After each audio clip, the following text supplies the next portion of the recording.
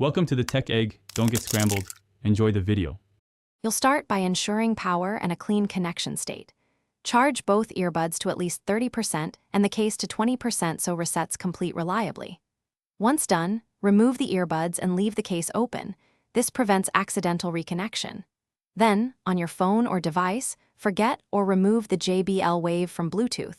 This clears previous pairings. Doing this first reduces interference and ensures the earbuds create a fresh pairing after the reset. Now you perform the actual reset.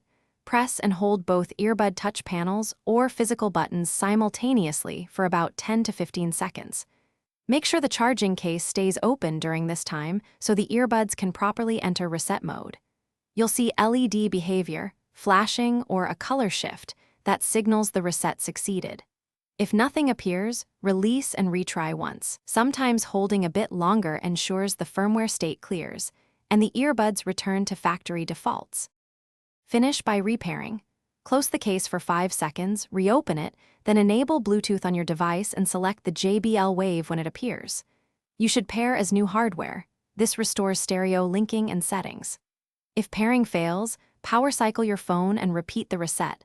Sometimes cached Bluetooth states cause issues.